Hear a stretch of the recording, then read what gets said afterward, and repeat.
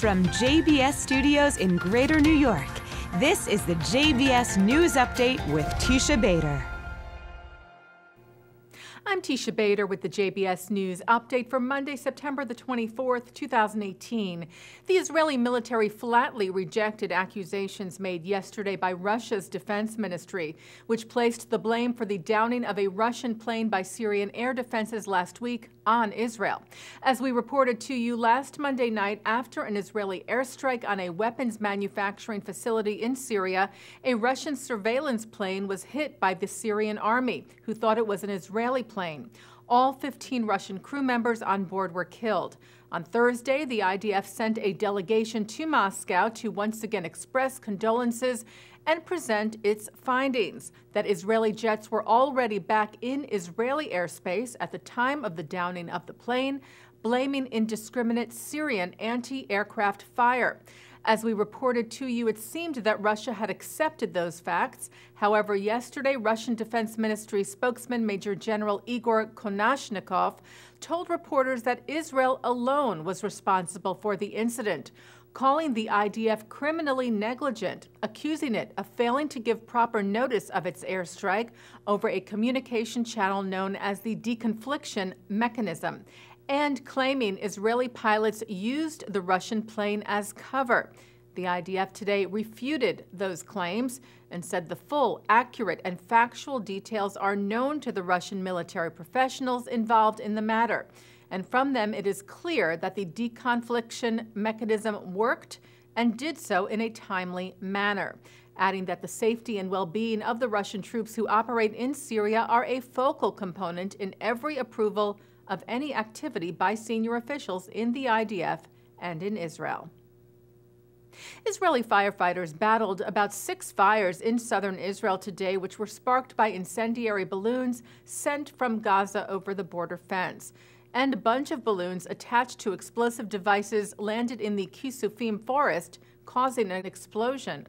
There was no damage or injury there. Over a dozen more arson devices were reported over the weekend.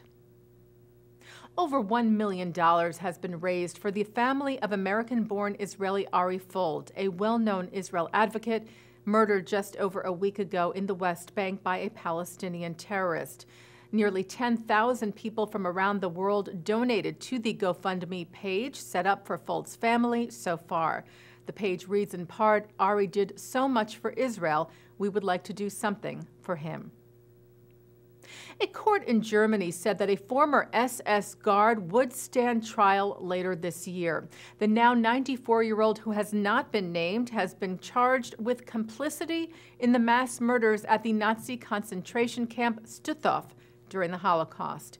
The accused was just under 21 years old at the time of the atrocity, so he will be tried before a juvenile court in Germany beginning November the 6th. Well, a British spy who helped save thousands of Jews from the Nazis during the Holocaust was honored last week. Prince William unveiled a statue of Frank Foley last week in Stourbridge, England. Foley served as director of the British Passport Office in Berlin during the 1930s, a cover for his intelligence work, where he gave out visas to German Jews to immigrate to Britain as well as to pre-state Israel. He also sheltered several Jews in his home. Foley, who died in 1958, was recognized as a righteous among the nations by Israel in 1999. A piece of a bloodstained prayer shawl, or talit, from a pogrom in Poland is now in Israel. The fragment is the collar of the talit. It was found in the former ghetto of Lodz and was said to have been from a victim of a pogrom that took place there on Yom Kippur of 1940. It was discovered during renovations by a worker of the Shem Olam Holocaust Museum near Hadera in Israel, where it now will be on display. France will reportedly open a state museum in honor of wrongly persecuted Jewish Army officer Alfred Dreyfus next year. This, according to an interview with Professor Alain Page, published last week on the website of the CRIF umbrella group of French Jewish communities. The Dreyfus Museum, it said, will open in fall 2019 inside the Émile Zola House in Medan, a suburb of Paris. The renowned author fought for justice in Dreyfus's case.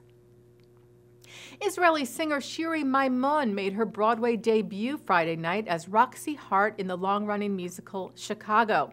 Maimon took a moment during her curtain call at the Ambassador Theater in New York City to thank her Israeli fans in Hebrew. My friends, Teisha Bader, אני אוהבת אתכם בכל. Maimon plays Roxy through October the 6th. Well, the week-long Jewish festival of Sukkot began last night, commemorating the temporary portable dwellings the Jewish people lived in as they wandered in the desert for 40 years after the exodus from Egypt.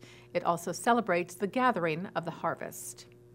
Taking a look now at our programming for tonight on JBS for Monday, September the 24th at 7 o'clock, it's The Wisdom of Dr. Ruth. At 7:30, Israeli mentalist Lior Suchard performs. At 8 o'clock, we hear from 3 Israelis living along the Gaza border who share their personal experiences of the ongoing Hamas violence in a program of the Jewish National Fund.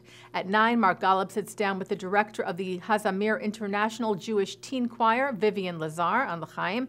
At 10, stage and screen actor Mandy Patinkin speaks at the 92nd Street Y.